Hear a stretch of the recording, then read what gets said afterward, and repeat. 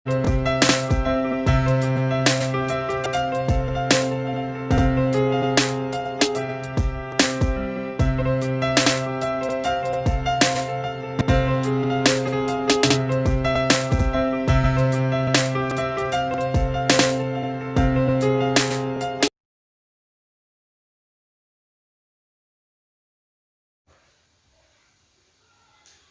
विद्यार्थी मित्रों, धोरण 10 विषय सामाजिक विज्ञान चैप्टर नंबर 10 कृषि। आ चैप्टर में आपणे घणी बधी माहितीओ प्राप्त करी छे।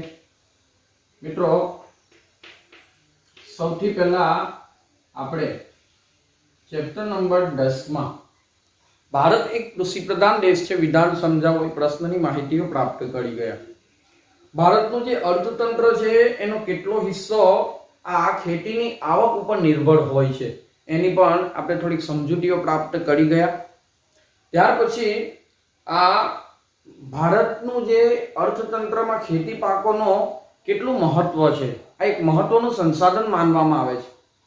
ભારતના મોટા ભાગના લોકોનો મુખ્ય વ્યવસાય ખેતી છે જેની પણ આપણે સમજૂતીઓ પ્રાપ્ત કરી।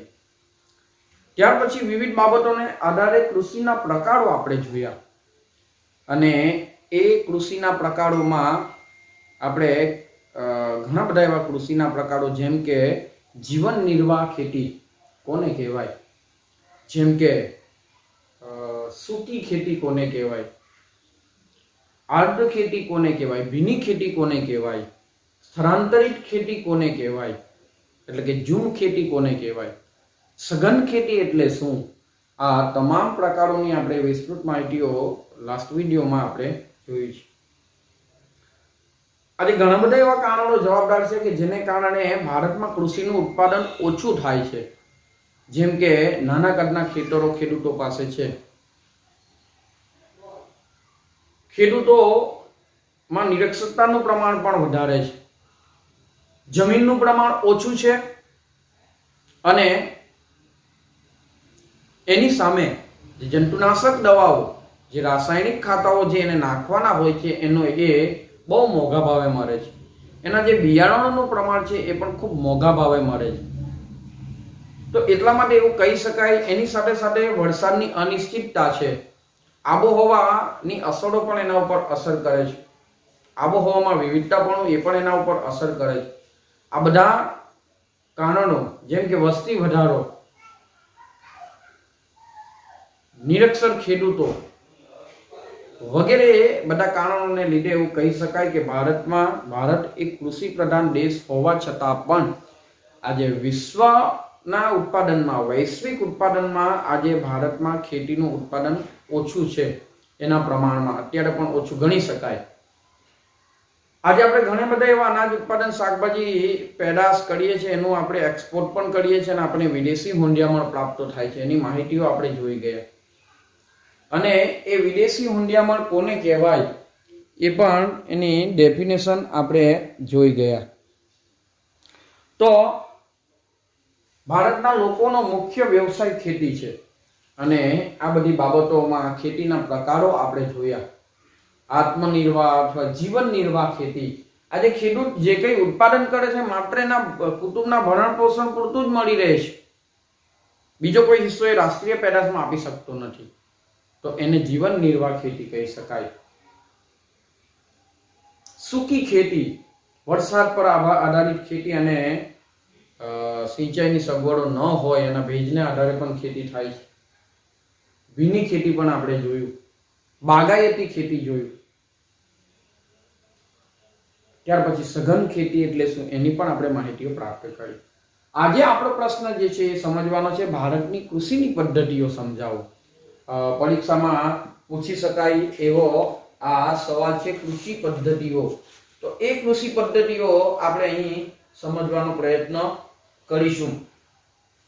તો કે ભારતમાં સજીવ ખેતી, ટકાઉ ખેતી અને મિશ્ર ખેતી આવા 3 પ્રકારની કૃષિ પદ્ધતિઓ આપણને જોવા મળે છે। કેટલા પ્રકારની? તો કે 3 પ્રકારની કૃષિ પદ્ધતિઓ આપણને જોવા મળે છે કે જે અલગ અલગ પદ્ધતિથી ખેતી કરી શકાય। તો તો સૌથી પહેલા આપણે માહિતી પ્રાપ્ત કરીએ સજીવ ખેતીની કે સજીવ ખેતી કોને કહેવાય. તો પહેલા એની ડેફિનેશન જોઈ લઈએ અને પછી એની માહિતી પ્રાપ્ત કરીએ. તો કે સજીવ ખેતી એટલે ખેતીની એવી પદ્ધતિ કે જેમાં યુરિયા કે બીજા કોઈ પણ પ્રકારના રાસાયણિક ખાતરો, જૈવિક ખાતરો અને રાસાયણિક ખાતરો બંને આપણને અલગ અલગ, જેમ કે છાણિયું ખાતર આપણે એને જૈવિક ખાતરમાં એનો સમાવેશ કરી શકીએ છીએ. પરંતુ રાસાયણિક ખાતર તો કે રસાયણ વાળું ખાતર છે ને, યુરિયા, સલ્ફેટ, ડાઈ, એનપીકે આપણે જે બોલીએ છીએ, નાઇટ્રોજન, ફોસ્ફરસ, પોટેશિયમ, એનપીકે આપણે બોલીએ છીએ. તો યુરિયા છે, ડાઈ છે, આ બધા આ ખાતરો કેવા છે? રાસાયણિક ખાતરો છે. તો એની સામે જો છાણિયું ખાતર નાખવામાં આવે તો એનું જૈવિક ખાતર ગણાય. તો સજીવ ખેતી કોને કહીશું આપણે? તો કે સજીવ ખેતી એટલે ખેતીની એવી પદ્ધતિ જેમાં યુરિયા કે બીજા કોઈ પણ પ્રકારના રાસાયણિક ખાતરો અને જંતુનાશક દવાઓ છાંટવામાં આવે છે. પહેલા લોકો છાસનું દ્રાવણ છાંટતા, લીમડાનો રસ છાંટતા, પણ આજે ટેકનોલોજી અને આજનો હાઇબ્રિડ બધી બનાવટને કારણે આજે આવી ઘણી બધી ઝેરી જંતુનાશક દવાઓ આજે ખેડૂતો દ્વારા ખેતરોમાં, કૃષિ પાકોમાં એનો છંટકાવ કરવામાં આવે છે. તો આ જંતુનાશકોનો ઉપયોગ કરવામાં આવતો નથી, ધ્યાન રાખજો. એને કહેવાય સજીવ ખેતી. સમજાય છે? ફરીથી તો કે સજીવ ખેતી એટલે ખેતીની એવી પદ્ધતિ કે જેમાં યુરિયા કે બીજા કોઈ પણ પ્રકારના રાસાયણિક ખાતરો અને જંતુનાશકોનો ઉપયોગ કરવામાં આવતો નથી, તો એને કહેવાય સજીવ ખેતી. આજે આપણે જે ખેતી કરીએ છીએ એમાં રાસાયણિક ખાતરો અને જંતુનાશક દવાઓનો બહુ મોટા પ્રમાણમાં ઉપયોગ કરીએ છીએ. અને આવું ઉત્પાદિત થયેલું શાકભાજી, ફળફળાદી એ આપણા માનવી અને પ્રાણી પશુઓના સ્વાસ્થ્ય ઉપર એની વિપરીત અસરો જોવા મળે છે. એ ખૂબ નુકસાન પહોંચાડે છે. અનાજ લો, શાકભાજી લેવો કે ફળ વગેરેમાં આજે આવા બધા દવાઓનો છંટકાવ થાય છે. પર્યાવરણ પર પણ એની ખૂબ જ નુકસાન થાય છે. જમીનની ઉત્પાદકતા અને ફળદ્રુપતા પણ એનાથી ઘટવા માંડે છે અને લાંબા ગાળે જમીનમાં જે ઉત્પાદન થવું જોઈએ એ થતું નથી. ક્યારે? તો કે જો આપણે આવી જંતુનાશક દવાઓ અને રાસાયણિક ખાતરોનો બહુ વધારે પ્રમાણમાં ઉપયોગ કરીશું તો એ ન થાય અને એ સજીવ ખેતી થાય એવા પ્રયત્ન આજે હાથ ધરવામાં આવેલા છે. જમીનનું ઉત્પાદન, પાકનું ઉત્પાદન અને ગુણવત્તા બંને અત્યારે ઘટી ગયેલા છે. એટલા માટે પાકના પોષણ માટે જે પહેલા આપણે છાણિયું ખાતર નાખતા હતા, જે છાસનું દ્રાવણ છાંટતા હતા, જે લીમડાના રસનો ઉપયોગ આપણે કરતા હતા, જે લિક્વિડ ખાતર, પ્રવાહી ખાતરનો આપણે ઉપયોગ કરતા હતા, તો એ ફરીથી કરવામાં આવે અને એમાંથી ઉત્પાદિત થયેલું શાકભાજી, અનાજ અને એના ફળફળાદી બહુ મીઠા, રસાળ હોય છે અને એ શરીરને નુકસાન પહોંચાડતા નથી. પરંતુ જો આજે બજારમાં મોટાભાગનું જે ઉત્પાદન જથ્થો જોવા મળે છે શાકભાજીનો, ફળફળાદીનો કે પછી અનાજ કઠોળનો, તો એમાં રાસાયણિક ખાતર અને જંતુનાશક દવાઓનો ભરપૂર ઉપયોગ થયેલો હોય છે. અને એવું ખાવાથી આપણા સ્વાસ્થ્ય પર ઘણી લાંબી અસર, વિપરીત અસરો, નુકસાનકારક આપણા શરીર માટે બને છે. તો આવું છાણિયું ખાતર, કમ્પોસ્ટ ખાતર તૈયાર કરવામાં આવે છે ને. પહેલા ખાતરો ઘરે બનાવીને એનો ઉપયોગ થતો, જેમ કે અત્યારે પણ છાણિયું ખાતર તો હોય છે, પરંતુ કમ્પોસ્ટ ખાતર એટલે કે ઊંડો ખારો ખોળેલો હોય અને એમાં જે કંઈ ડાળી, ડાખલા, પાંદડાઓ હોય અથવા જે પ્રાણીઓના મળમૂત્ર હોય એ બધું અંદર નાખવામાં આવે અને એને ઢાંકી દેવામાં આવે, મંતોર ઉપર ચડાવી દેવા, માટી ચડાવી દઈને લાંબા સમય સુધી એને કોવાણ કરવામાં આવે અંદર, અને લાંબા ગાળે એ ખાતર બની જાય, જેને આપણે કમ્પોસ્ટ ખાતર પણ કહી શકીએ. તો આવું ખાતરનો ઉપયોગ થાય છે. તો આવી રીતે જૈવિક પદાર્થો આપણને પોષણયુક્ત હોય છે. એમાંથી કુદરતી સ્વાદ, મીઠાશ અને સોડમ પણ હોય છે. સોડમ એટલે સુગંધ, જેમાં વધુ ખનિજ, વિટામિન અને જીવન શક્તિ આપતા તત્વો હોય છે. અને જૈવિક ખેત પેદાશોની અત્યારે ખૂબ જ માંગ છે, એટલે ખેડૂતને વળતર પણ એનાથી ખૂબ જ સારું મળે છે. જૈવિક ખાતરોથી જે ઉત્પાદન થાય છે ને એનાથી એનું વેચાણ પણ બહુ સારું થાય છે અને એનાથી ખેડૂતોને ખૂબ સારી આવક થાય છે. તો આવી રીતે જે સજીવ ખેતી એટલે ખેતીની એવી પદ્ધતિ કે જેમાં યુરિયા કે બીજા કોઈ પણ રાસાયણિક ખાતર અને જંતુનાશક દવાનો ઉપયોગ કરવામાં આવતો નથી. એની જગ્યાએ આવું છાણિયું ખાતર, કમ્પોસ્ટ ખાતર, જૈવિક ખાતર વગેરેનો ઉપયોગ થાય છે. બીજી કૃષિ પદ્ધતિ જોઈએ આપણે ટકાઉ ખેતી. ટકાઉ ખેતી તો કે આ ખેતીમાં જમીનની ફળદ્રુપતા લાંબા સમય સુધી જળવાઈ રહે તે માટે પાકની ફેરબદલી, પોષણ માટે રાસાયણિક ખાતરનો જરૂરિયાત પૂરતો જ ઉપયોગ, કીટક અને નીંદણ એ ખૂબ જ નિયંત્રણ પ્રમાણમાં કરવામાં આવે છે. આ પ્રકારની ખેતીમાં, ટકાઉ ખેતીમાં લાંબા ગાળા સુધી જમીનની ફળદ્રુપતા જળવાઈ રહે એ માટે પાકની ફેરબદલી કરવામાં. પાકની ફેરબદલી કરવું એટલે શું? તો કે માનો કે અત્યારે આપણે કઠોળનો પાક તૈયાર થઈ ગયો અને એ પાક આપણે લઈ લીધો, તો ફરી પાછું એમાં કઠોળ નહીં બનાવવાનું, એમાં કંઈક લીલા શાકભાજી બનાવવા. એને કહેવાય પાકની ફેરબદલી કરવી. એમ એકને એક પાક એક જ જમીન પર એક જ ભાગમાં ન લેવો, અલગ અલગ સ્થળે અલગ અલગ જગ્યામાં એને ફેરબદલી કરતા રહેવાનું, જેથી કરીને જમીનના જે પોષક તત્વો હોય ને અંદર વિટામિન્સ ને ખનિજ તત્વો જે હોય છે એ એમાં જળવાઈ રહે અને બીજા પાકને એને એ મદદરૂપ થઈ શકે. તો આવું પોષક તત્વો આવા જળવાઈ રહે તે માટે એમાં કીટક અને નીંદણ નિયંત્રણ માટે પણ જંતુનાશકને બદલે જૈવિક નિયંત્રણ અને જળ સંરક્ષણ, પૂરતા પ્રમાણમાં પાણીની સગવડો હોય ત્યારે આવી ટકાઉ ખેતી કરવામાં આવે છે. તો મિત્રો આ થયો એનો બીજો પ્રકાર કે ટકાઉ ખેતી કોને કહેવાય. સહેલાઈથી સમજી શકાય એવા આ મુદ્દાઓ છે. હવે આપણે જોઈએ ત્રીજો કૃષિ પદ્ધતિ છે મિશ્ર ખેતી કોને કહેવાય. તો આ જે પ્રકારની મિશ્ર ખેતીમાં ખેતીની સાથે સાથે પશુપાલન પણ કરવામાં આવે છે ને. પછી મરઘા બટકાઉ છે,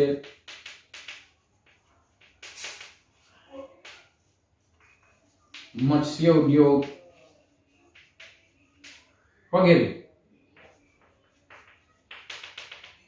પણ કરવામાં આવે. ભારતમાં ખેડૂતો મુખ્ય વ્યવસાય ખેતી તો છે, પરંતુ એ ખેતીની આવક એને પૂરતી નથી. તો એને શું કરવું પડે? સાથે સાથે ગામડાઓમાં ખેડૂતો પશુપાલનનો પણ વ્યવસાય કરે છે. પ્રાણી પશુઓ પણ એ પાલતુ પ્રાણીઓ ઘરે રાખે છે ને. અને આ ઉપરાંત મરઘા બટકાઓ છે, મરઘા બટકા પોલ્ટ્રી ફાર્મ જેને કહેવાય. મરઘાના બચ્ચાઓને ઉછેર કરવામાં આવે. બટકા એટલે એના બચ્ચાઓને ઉછેર કરવામાં આવે, મોટું થાય પછી એને વેચીને એમાંથી જે બધું નોનવેજની બધું ઘણું બધું વસ્તુઓ બને, ફૂડ, જંક ફૂડ બને છે, બધું ઘણું બધું. પશુપાલન, મરઘા બટકા ઉછેર, મત્સ્ય ઉદ્યોગ જેવા વ્યવસાયો પણ ખેતીની સાથે કરવામાં આવે છે. એવી પ્રવૃત્તિ કરવામાં આવે તો આ પ્રકારની ખેતીને મિશ્ર ખેતી તરીકે ઓળખવામાં આવે છે. તો આવી રીતે કૃષિ પદ્ધતિઓ, 3 પ્રકાર આપણે કૃષિ પદ્ધતિઓ જોઈ ગયા. ફરીથી જોઈએ આપણે કૃષિ પદ્ધતિઓ જોઈ, એકવાર એનું રિવિઝન કરીએ. સજીવ ખેતી. આ કૃષિ પદ્ધતિઓની મુખ્ય 3 પદ્ધતિઓ તો કે સજીવ ખેતી, ટકાઉ ખેતીને આપણે બીજું પોષણક્ષમ ખેતી પણ કહી શકીએ. કઈ ખેતી? પોષણક્ષમ ખેતી પણ કહેવાય, બરાબર. તો સજીવ ખેતી એટલે ખેતીની એવી પદ્ધતિ કે જેમાં યુરિયા કે બીજા કોઈ પણ પ્રકારના રાસાયણિક ખાતર અને જંતુનાશકોનો ઉપયોગ કરવામાં આવતો નથી. જ્યારે ટકાઉ ખેતીમાં લાંબા સમય સુધી જમીનની ફળદ્રુપતા જળવાઈ રહે, ખનિજ તત્વોનું પ્રમાણ જળવાઈ રહે એ માટે એમાં ખાસ કરીને એમાં પાકની ફેરબદલી કરવામાં આવે, રાસાયણિક ખાતરનો પૂરતા પ્રમાણમાં ઉપયોગ કરવામાં આવે, કીટક અને નીંદણ એટલે નીંદવું ખબર પડે ને. નીંદણ એટલે આપણે શાકભાજીના છોડ એવું હોય તેની આજુબાજુમાં બીજું નકામું કચરું હોય એને નીંદવું પડે, આપણે કાઢવું પડે. તો એને નીંદણ પદ્ધતિ. અને પૂરતા પ્રમાણમાં એને જળ સંરક્ષણ આપવું, પૂરતા પ્રમાણમાં એને પાણીની સગવડ આપીને એનું ઉત્પાદન થાય એવી ખેતીને ટકાઉ ખેતી અથવા પોષણક્ષમ ખેતી તરીકે પણ ઓળખવામાં આવે છે. ત્રીજી પદ્ધતિ જોઈ તો કે મિશ્ર ખેતી કોને કહેવાય. તો કે ભારતમાં મુખ્ય વ્યવસાય તો ખેતી છે, પરંતુ આ ખેતીમાં ખેતીની સાથે સાથે પશુપાલન, મરઘા બટકા ઉછેર, મધમાખી ઉછેર પણ આવે. આમાં મધમાખી ઉછેર પણ લઈ શકાય. મરઘા બટકા ઉછેર, પશુપાલન, મધમાખી વગેરે નો વ્યવસાય પણ એમાં કરવામાં આવે છે. તો આવા વગેરે પ્રકારની આ જે ખેતીઓ એની સાથે ખેતીની સાથે જે આ બધા વ્યવસાય થાય છે એટલા માટે એને શું કહેવાય છે? મિશ્ર ખેતી કહેવામાં આવે. મિશ્ર આ બધું વ્યવસાયમાં ભેગા થાય છે. એટલે આવી રીતે 3 પ્રકારની કૃષિ પદ્ધતિઓ એમાં આપણે જોઈ શકીએ છીએ. હવે આપણે પુસ્તકમાં મિત્રો એક કોષ્ટક આપેલું છે જેને તમે ધ્યાનથી જોશો અને આ કોષ્ટકમાં તમે જો તો આપણે એને પીડીએફ ના માધ્યમથી એને આપણે સમજવાનો પ્રયત્ન કરીશું. જેમાં તમે જો પીડીએફ જોશો એમાં ખાસ કરીને આપણે જોઈએ તો આજે ભારતની જે કૃષિ પેદાશો છે એ કૃષિ પેદાશોને મુખ્ય એના પાકોને 3 પાકમાં વહેંચવામાં આવે છે.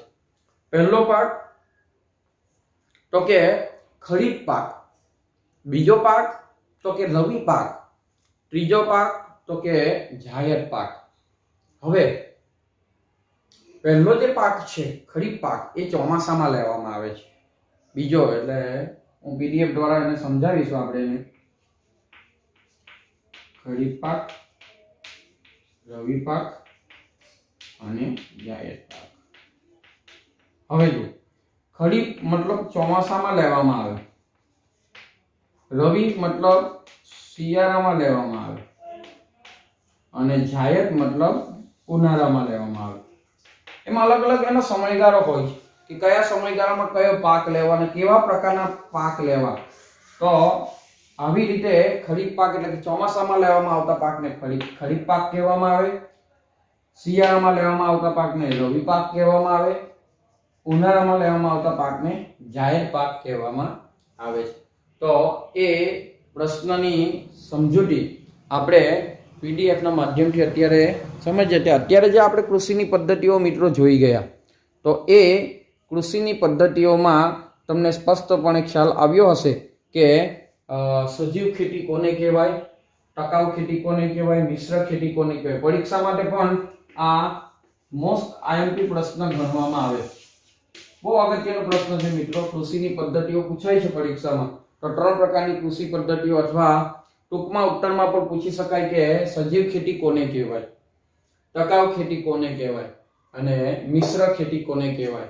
મરઘા બટકા ઉછેર શબ્દનો ખ્યાલ આવતો મરઘાઓના બચ્ચાઓ હોય છે જે પોલ્ટ્રી ફાર્મ આપણે એને કહીએ એ મરઘા બટકા મતલબ એના બચ્ચાઓ નો ઉછેર કરવામાં આવે છે. મત્સ્ય ઉદ્યોગ બહુ મોટા પ્રમાણમાં ગુજરાતમાં એનું પ્રમાણ છે. મધમાખીનો ઉછેર પણ કરે છે લોકો. અને આવી રીતે આ 3 પ્રકારની કૃષિ પદ્ધતિઓ એ આપણને ભારતમાં જોઈ શકાય છે. ભારતમાં આ મુખ્ય વ્યવસાય ખેતી હોવાની સાથે સાથે એવું કહેવાય કે આ પ્રકારની ખેતી બહુ જ એની પદ્ધતિઓ ખૂબ જ સારી રીતે જોઈ શકાય અને એનાથી એનું ઉત્પાદન પણ આપણે જોઈ શકીએ છીએ. હોમવર્કમાં મિત્રો આ પ્રશ્ન દરેક વિદ્યાર્થી મિત્રોએ લખવાનો છે. ભારતની કૃષિ પદ્ધતિઓ એ જણાવો. આ ભારતની કૃષિ પદ્ધતિઓ જણાવો. હોમવર્કમાં દરેક વિદ્યાર્થી મિત્રોએ આ પ્રશ્ન લખવાનો છે અને પછી પીડીએફ ના માધ્યમથી અત્યારે સમજીશું. તેમાં ખરીફ પાક, રવિ પાક અને જાયદ પાક વિશેના તફાવત પણ પૂછાય છે પરીક્ષામાં. આ ત્રણેયના તફાવત પણ પૂછાય છે તો એ પ્રશ્ન પણ દરેક વિદ્યાર્થી મિત્રોએ નોટમાં લખવાનો છે. સ્વાધ્યાયમાં આપણે જે અત્યારે ટોપિક ચલો એમાંથી જે પ્રશ્ન આવે છે કૃષિ પદ્ધતિઓ જણાવો. ભારતની કૃષિ પદ્ધતિઓ જણાવો. સવાલ નંબર 1 લખવાનો અને તફાવત લખો. એ તફાવત આપણે હોમવર્કમાં લખવાનો છે. ખરીફ પાક અને રવિ પાક વચ્ચેનો તફાવત જે સ્વાધ્યાયમાં આપેલો છે જે શબ્દ એ દરેક વિદ્યાર્થી મિત્રોએ લખવાનો છે. તો ધ્યાનથી જોજો. એમાં મારા ખ્યાલ પ્રમાણે ખરીફ પાક અને રવિ પાક વચ્ચેનો તફાવત છે. આ બંને પ્રશ્નો આપણે જોઈએ. આ કોષ્ટકને આપણે હવે પીડીએફ ના માધ્યમથી સમજીએ.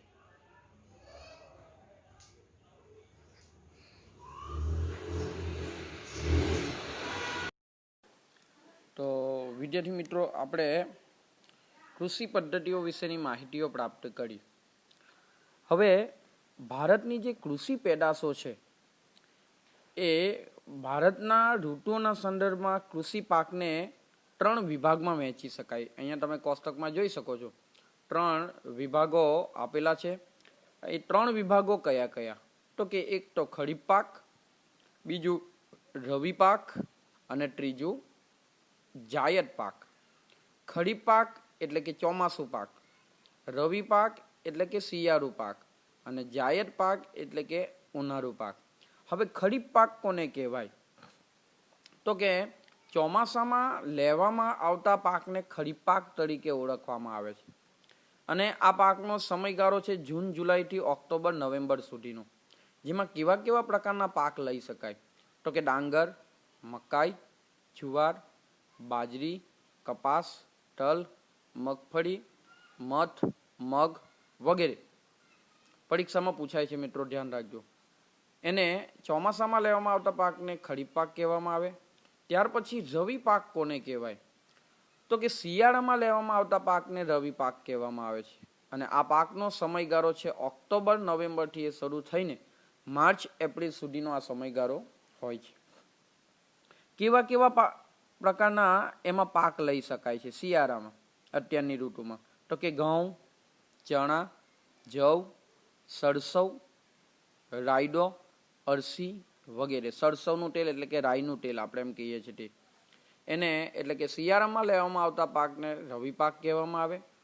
હવે જાયદ પાક એટલે કે ઉનાળુ પાક, તો કે ઉનાળામાં લેવામાં આવતા પાકને જાયદ પાક કહેવામાં આવે. અને આ પાકનો સમયગાળો છે માર્ચ જૂન સુધીનો આપણને જોવા મળે છે.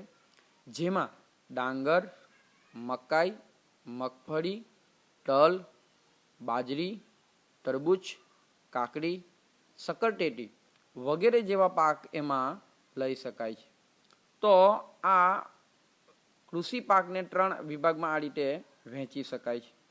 મુખ્ય કૃષિ પાક તો કે એની ભૌગોલિક પરિસ્થિતિ, એની આબોહવા, જમીનની વિવિધતા, જ્યાં વરસાદનું પ્રમાણમાં રહેલી ભિન્નતાને કારણે ભારતના આવા જુદા જુદા ભાગોમાં વિવિધ પ્રકારના પાકોનું વાવેતર આપણને જોવા મળે છે. તો આવી રીતે આ ભારતના આ મુખ્ય કૃષિ પેદાશો છે. હવે પછીના નેક્સ્ટ વિડીયોમાં આપણે ભારતની કૃષિ પેદાશો એ વિશેની માહિતીઓ આપણે પ્રાપ્ત કરીશું. ત્યાં સુધીમાં આપણને જેટલું કંઈ હોમવર્ક આપેલું છે એ હોમવર્ક દરેક વિદ્યાર્થી મિત્રોએ પૂર્ણ કરવાનું છે. આજના હોમવર્કમાં આપણે એક જે તફાવત આપણે લખવાનો છે એમાં એક સવાલ હું તમને આપું છું. તફાવત આપો ખરીફ પાક અને રવિ પાક. તમારા સ્વાધ્યાયમાં પ્રશ્ન નંબર 2નો સવાલ નંબર 2 આપણે લખવાનો રહેશે. હવે પછી આપણે નેક્સ્ટ વિડીયોમાં આપણે ભારતના કૃષિ પેદાશોને વિવિધ એવા ધાન્ય પાકોથી લઈને કઠોળ વગેરે, તેલીબિયા વગેરેની માહિતીઓ આપણે પ્રાપ્ત કરીશું. Thank you.